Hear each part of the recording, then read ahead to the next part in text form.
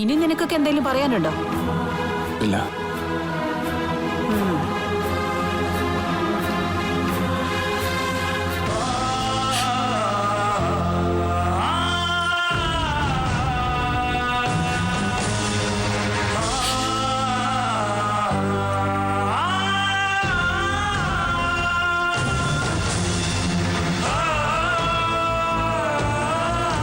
എന്തു നോക്കിയിരിക്കേടാ?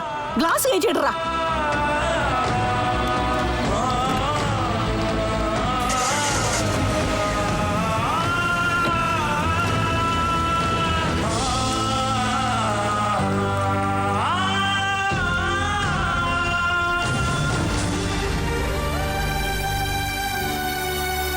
കേട്ടതിനേക്കാളും പ്രശ്നമാണല്ലോ മോളെ.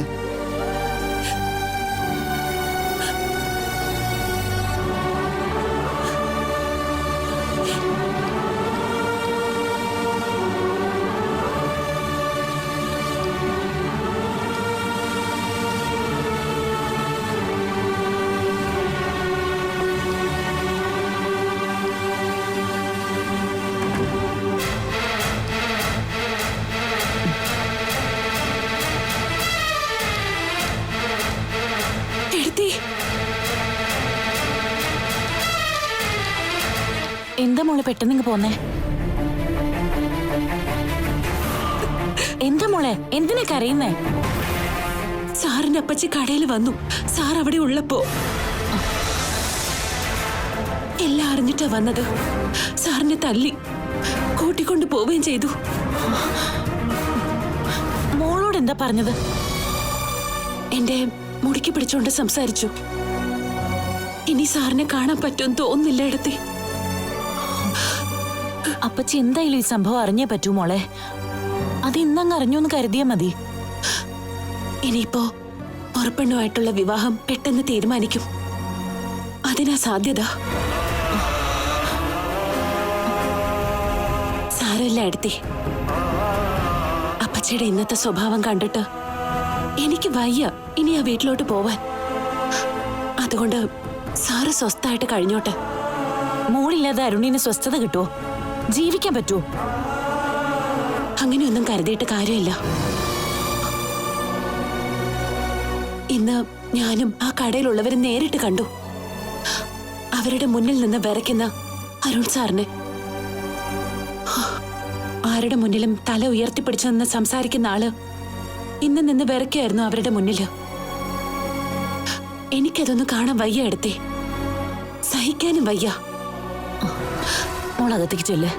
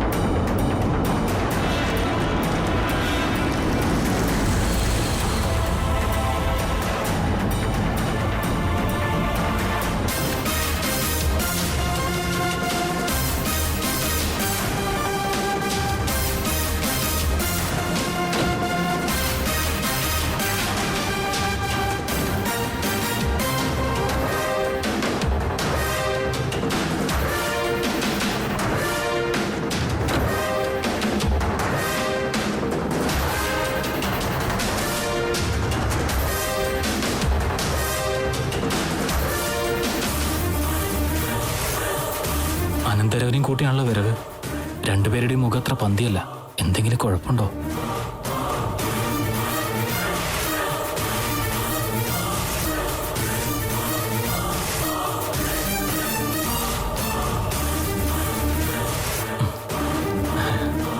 വക്കീലന്മാർ അത്യാവശ്യം കള്ളം പറയും. അത് നിന്റെയൊക്കെ ജോലിയുടെ ഭാഗ. എന്നാൽ ഇവൻ കള്ളം പറയാത്തവനായിരുന്നു. എന്റെ കുടുംബത്തിലെ ഏറ്റവും മാന്യനായ ചെറുപ്പക്കാരൻ. എന്നിട്ടിപ്പോ കള്ളം പറയാനും ചെയ്യാനും തുടങ്ങി. എവിടുന്ന് ഇവൻ ഈ ശീലങ്ങളൊക്കെ പഠിച്ചേ? നിന്റെ കൂടെ കൂടിയതിനു ശേഷമാണോ?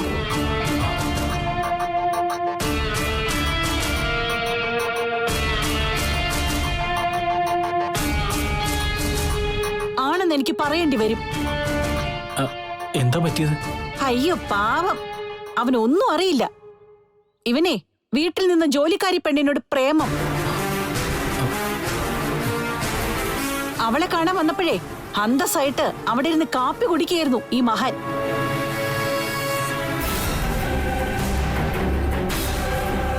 കുറച്ചുകൂടി ചെറുപ്പായിരുന്നെങ്കിൽ തേരണ്ടിവാളിന് ഞാൻ അടിച്ചേനെ.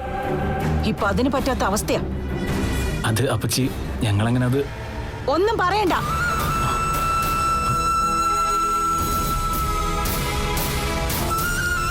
ഞാനെല്ലാം അറിഞ്ഞു, മനസ്സിലാക്കി.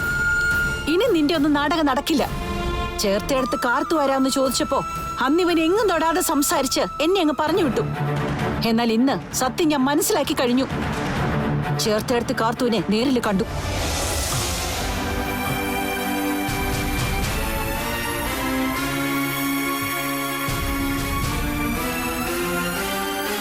പിന്നെ ഇപ്പൊ എനിക്കൊരു സങ്കടമുണ്ട്. അവളുടെ കടയിൽ നിന്നും ആഹാരം കഴിച്ചതിന്റെ. അതിനെപ്പറ്റി ഞാൻ നല്ല അഭിപ്രായം പറഞ്ഞു പോയല്ലോ. അവളുമാര് വച്ചുണ്ടാക്കിയത് സ്വാദോടെ കഴിച്ചല്ലോ. ആ വിഷമം ഇനി കുറച്ചുനാൾ ഉള്ളിൽ തന്നെ കിടക്കും.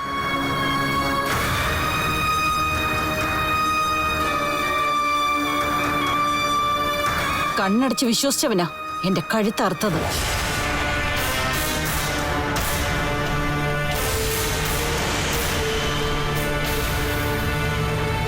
ഇനിയിപ്പോ മെല്ലെ പോക്കില്ല. കല്യാണം കഴിഞ്ഞിട്ടേ ഇവനെ പുറത്തേക്ക് വിടുള്ളൂ.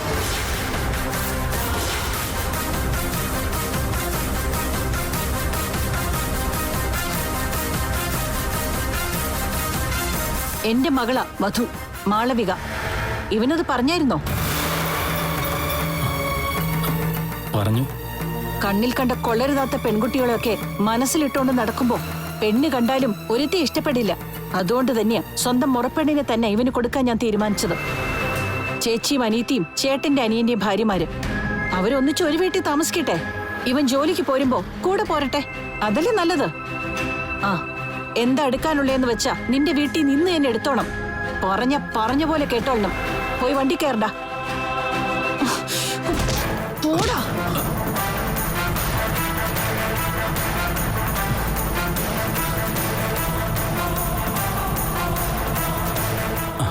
അപ്പച്ചി, ഇടുപിടിയെന്നൊരു കല്യാണത്തെക്കുറിച്ച് ചിന്തിക്കണം.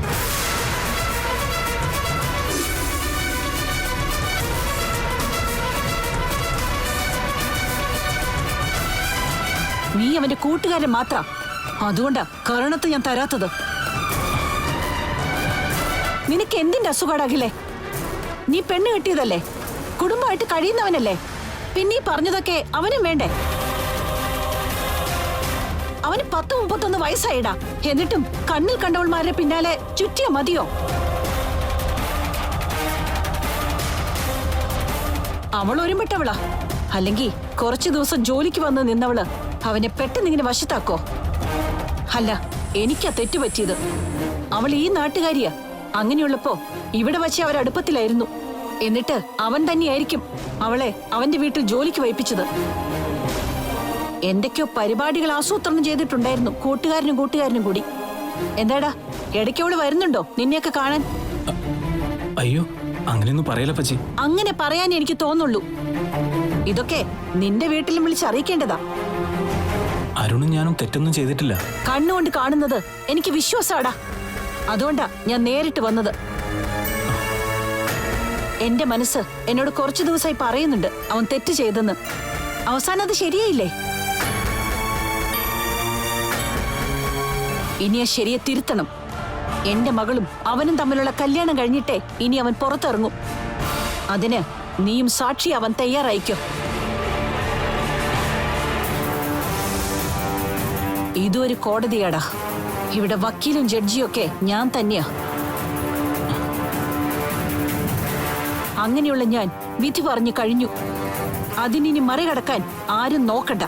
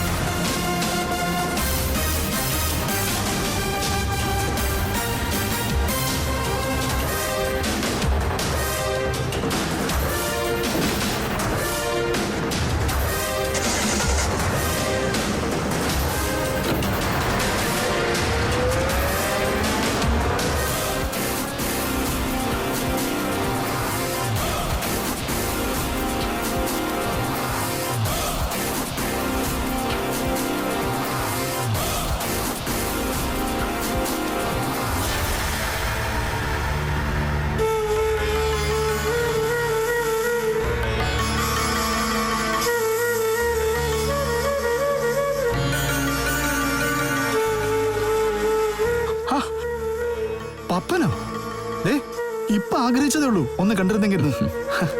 എന്റെ ചേർത്തെടുത്ത് ഭഗവതി. എങ്ങനെ പോണു അവിടെ കാര്യങ്ങള്? കുഴപ്പമൊന്നുമില്ലാതെ പോയിക്കൊണ്ടിരിക്കുകയായിരുന്നു. എന്നാ ഇപ്പൊ ചെറിയൊരു വിഷമമുണ്ടായി. എന്താടാ? ജയിലിൽ കിടക്കുന്ന നിന്നോട് വന്നതൊന്നും പറയണ്ടെന്ന് കരുതിയതാ. പിന്നെ അന്ന് പരോളിൽ ഇറങ്ങിയ ശേഷം പല സത്യങ്ങളും മനസ്സിലാക്കി വേദനിച്ച പോലെ ഇനി വേണ്ടെന്ന് കരുതിയിട്ടാ. നേരത്തെ കാര്യങ്ങൾ അറിഞ്ഞാൽ പിന്നെ കുഴപ്പമില്ലല്ലോ. അതേതായാലും നന്നായി. നീ എന്താന്ന് വെച്ചാൽ കാര്യം പറ. അത് അരുൺ സാറിന്റെ അപ്പച്ചി അരുണും കാർത്തും തമ്മിലുള്ള താലികെട്ട് കഴിഞ്ഞു എന്ന് അറിഞ്ഞിട്ടില്ല. എന്നാ അവർ തമ്മിൽ അടുപ്പാന്നറിഞ്ഞു. അരുൺ സാറിനെ അവരൊന്ന് കൂട്ടിക്കൊണ്ടുപോവുകയും ചെയ്തു.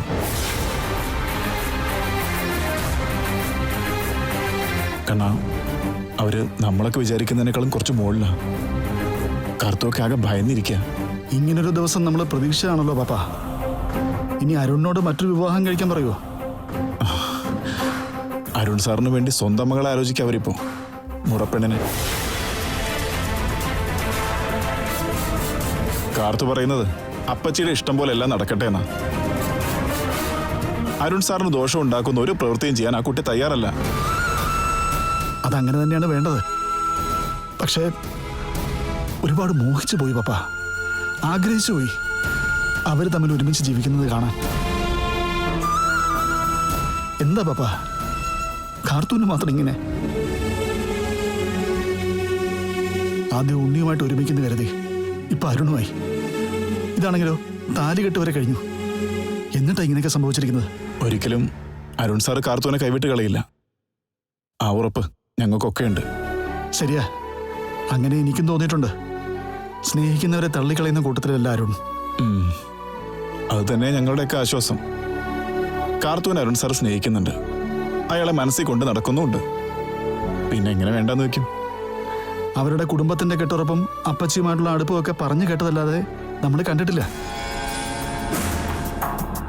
അവരെ മറന്നുകൊണ്ട് ഒന്നും ചെയ്യാൻ പറ്റിയില്ലെങ്കിൽ പിന്നെ എങ്ങനെ കാർത്തു അരുണും തമ്മിൽ ഒന്നിക്കും? എന്നായാലും ഇതൊക്കെ പ്രതീക്ഷിച്ചതാ.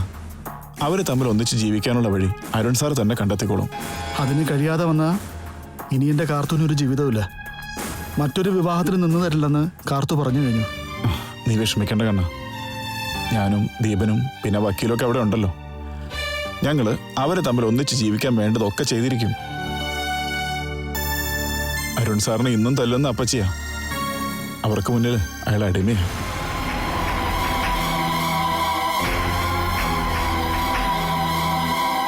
എങ്കിലും അപ്പച്ചി ആഗ്രഹിക്കുന്ന പോലെ ഒരു വിവാഹം നടത്താൻ ശ്രമിക്കുമ്പോഴെങ്കിലും അരുൺ സാറ് സ്വന്തം സ്വഭാവം പുറത്തു കാണിക്കുന്ന എൻ്റെ വിശ്വാസം. അവിടെ അയാൾക്കൊരു ഭാര്യയുണ്ടെന്ന് പറയും. എങ്കിലും ഇനി വിവാഹം കഴിഞ്ഞു നിന്നിരിക്കട്ടെ. ആ വീട്ടിലേക്കല്ലേ എന്റെ മോള് പോകേണ്ടത്. അവിടെ കാർത്തൂന് നല്ലൊരു ജീവിതം കിട്ടുമോ? ഏത് വിഷമഘട്ടത്തിലും പിടിച്ചു നിൽക്കുന്ന കൂട്ടത്തിലാ കാർത്തു. അതുകൊണ്ട് അതൊന്നും പ്രശ്നമാക്കണ്ട. ആ, എല്ലാം നല്ലതിനു വേണ്ടിയാന്ന് കരുതാം. നമുക്ക് പ്രാർത്ഥിക്കാം. കാർത്തുവിന്റെ ഇത്രയും നാളത്തെ കഷ്ടപ്പാടിന് ദൈവം കൊണ്ട് കൊടുത്തതാ അരുൺ സാറിന്. ഇനി അദ്ദേഹത്തെ നഷ്ടപ്പെടില്ല. അവര് തമ്മിൽ ഒന്നിക്കാൻ ദൈവത്തിന്റെയും കൂട്ടുണ്ട്. ഞാൻ പോയിട്ട് വരാം.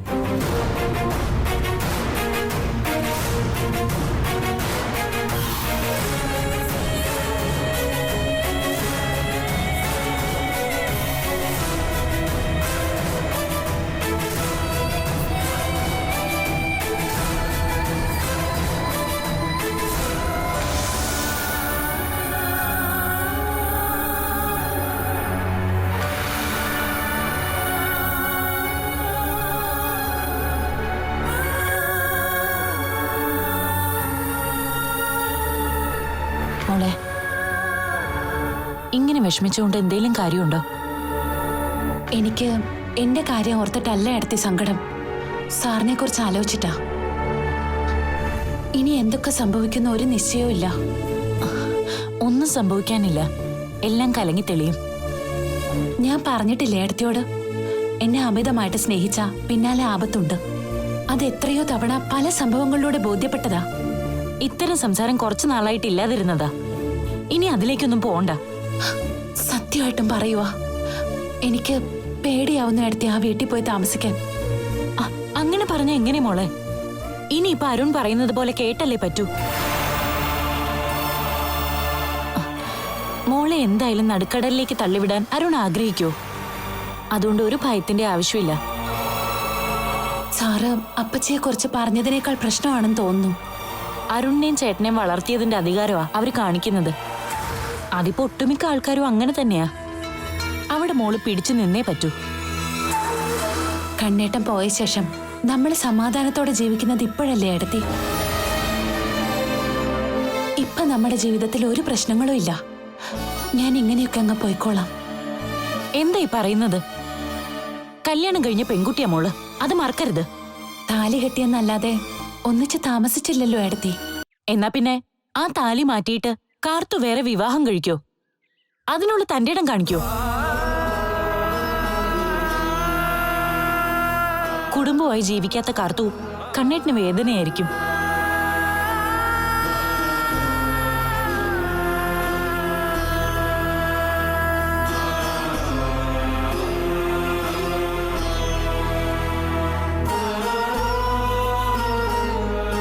ഇപ്പോ കടയൊക്കെ നന്നായിട്ട് പോകുന്നോണ്ട് പണത്തിന് ബുദ്ധിമുട്ടുണ്ടാവില്ലെന്ന് കണ്ണേട്ടന് അറിയാം.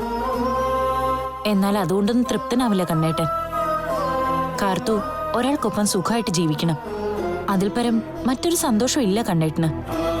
ആ വീട്ടിലോട്ട് പോയാ അങ്ങനെ ജീവിക്കുന്നത് കാണാൻ പറ്റുമോ? അവിടെ മോൾക്ക് എന്തൊക്കെ ബുദ്ധിമുട്ടുണ്ടായാലും ഞങ്ങളുടെ ഉള്ളിന്റെ ഉള്ളിൽ ഒരു ആശ്വാസമുണ്ട്. മോളെ സംരക്ഷിക്കുന്നത് അരുണാണെന്ന ആശ്വാസം. അപ്പച്ചിയുടെ മോളുടെ പേര് നേരത്തെ പറഞ്ഞിരുന്നെങ്കിൽ ഞാൻ താലി കെട്ടാൻ സമ്മതിക്കില്ലായിരുന്നു.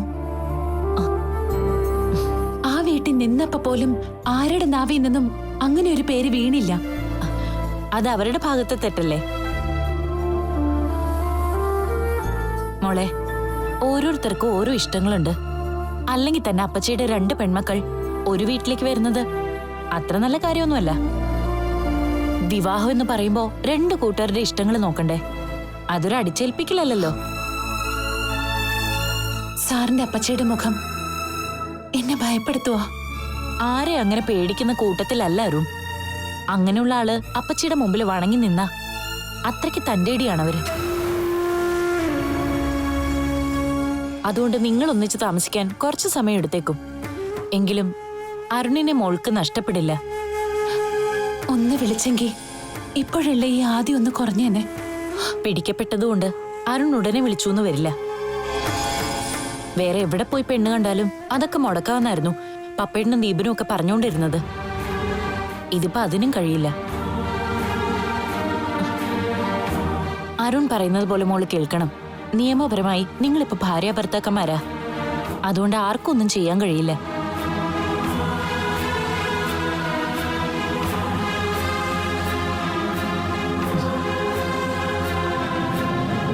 മോൾ എന്തായാലും നാളെ മുതൽ ഇവിടെ ഇരിക്കണ്ട.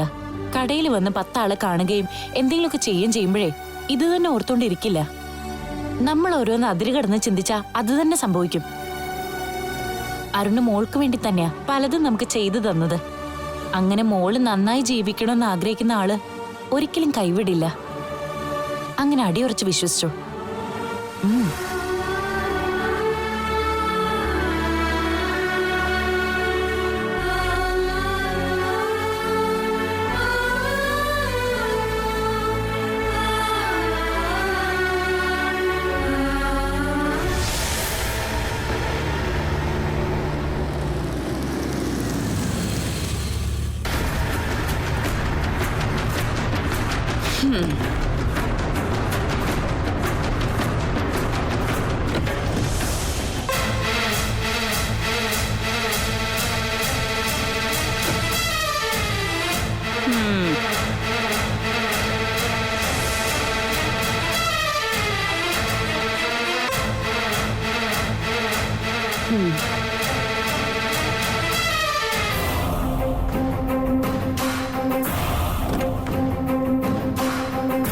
കൊണ്ടുവന്നു മോനെ.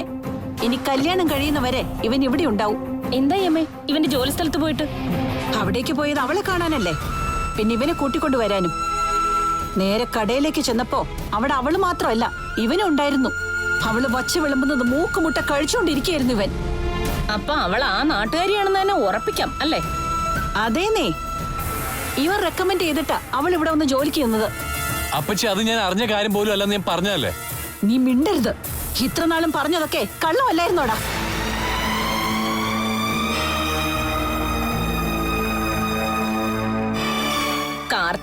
കാർത്തികയായോടാ?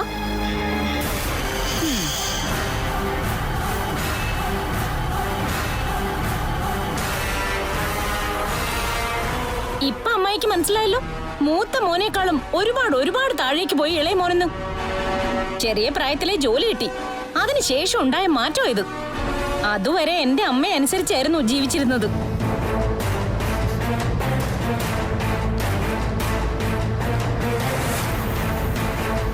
എടുത്തി ഇനി വിട്ടുകൊടുക്കരുത്.